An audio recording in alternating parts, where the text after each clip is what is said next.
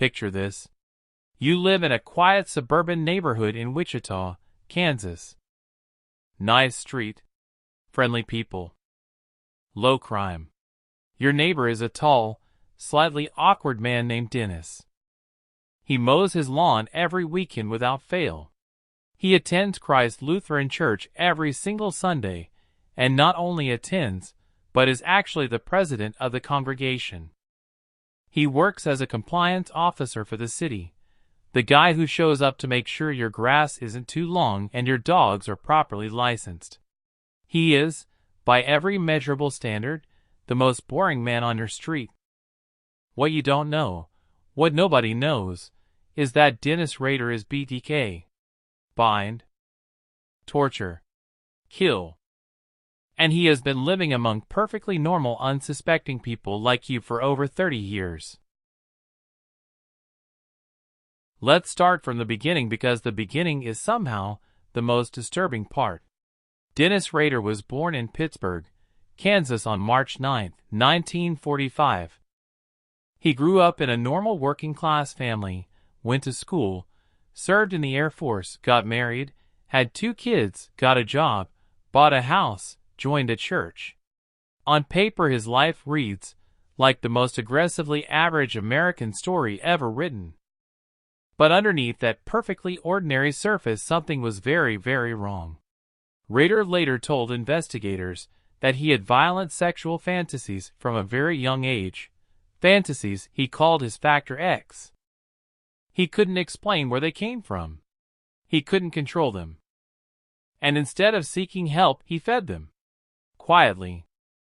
Privately. For years. While living right next door to people like you. His first murders happened on January 15, 1974. The Otero family. Joseph and Julie Otero and 2 of their 4 children, Joseph Jr. aged 9 and Josie aged 11. Rader walked into their home in the morning, cut the phone lines, and killed all 4 of them before going to work that same day. He was 28 years old, newly married, and had a young child of his own at home. After the murders, he drove to work. He clocked in. He sat at his desk. He said good morning to his colleagues. Nobody noticed anything different about him. That is the part that should keep you up at night. Here's what made living next to BTK so uniquely terrifying. He wasn't a recluse. He wasn't strange or antisocial or obviously disturbed. He was aggressively normal. He coached his son's soccer team. He helped neighbors with odd jobs around the house. He complained about the weather and local politics just like everyone else. His wife Paula described him as a controlling and difficult husband, but nothing that would raise serious red flags in 1970s Kansas. His church friends thought he was dedicated and hardworking. His co-workers found him a little rigid and overly officious, but nothing alarming. The monster and the neighbor were the same person, wearing the same face every single day, and nobody could tell the difference.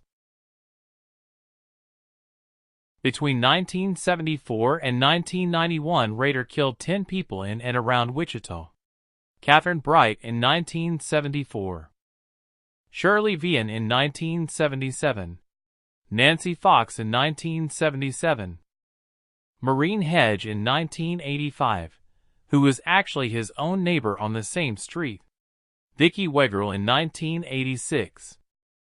Dolores Davis in 1991. Each murder was carefully planned and meticulously executed. He stalked his victims for weeks, sometimes months before striking. He called it his projects. He kept souvenirs. He drew pictures. He wrote detailed accounts of his crimes in journals that he hid around his house, the same house where his wife cooked dinner and his kids did their homework.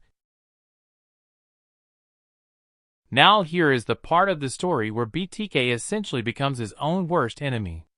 After his last murder in 1991, Rader went completely silent for over a decade. Police assumed he was dead. investigators moved on. Wichita slowly stopped being afraid. Then in 2004 a book about the BTK case was published and Rader was furious that the author hadn't given him enough credit. So he did what any rational person would absolutely not do.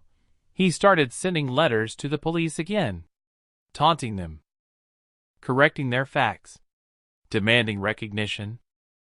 He sent packages containing crime scene details, photographs, and personal items belonging to his victims. He was a compliance officer who couldn't stand being non-compliant with his own legacy. Then came the fatal mistake.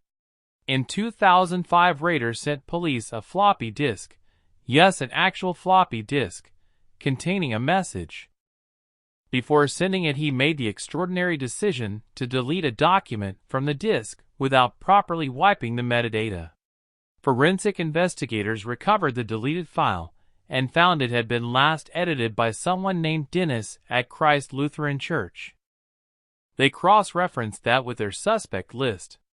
They ran a DNA test using a pap smear sample taken from his daughter without her knowledge. It matched. On February 25, 2005, 31 years after his first murder, Dennis Rader was arrested at a routine traffic stop a few miles from his home. He didn't run. He didn't fight. He was apparently genuinely shocked that they had found him. At his trial, Rader pleaded guilty to all 10 murders. He was sentenced to 10 consecutive life terms. Kansas had no death penalty at the time. He is currently serving his sentence at El Dorado Correctional Facility and will never be released. His wife Paula divorced him immediately after his arrest. His children have changed their names and disappeared from public life entirely. The house on Independence Street, where he lived, was eventually demolished. His church removed every trace of his involvement. The most boring man on the street turned out to be the most dangerous person in the entire city, and everyone who ever waved at him over the garden fence has spent the years since wondering how they never knew. So what's the lesson from 31 years of living next to BTK? It's simple, and it's deeply uncomfortable. Evil is not always loud. It doesn't always announce itself.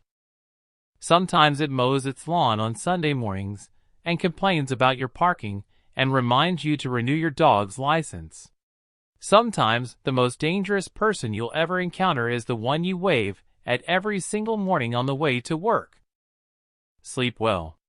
And maybe get to know your neighbors a little better.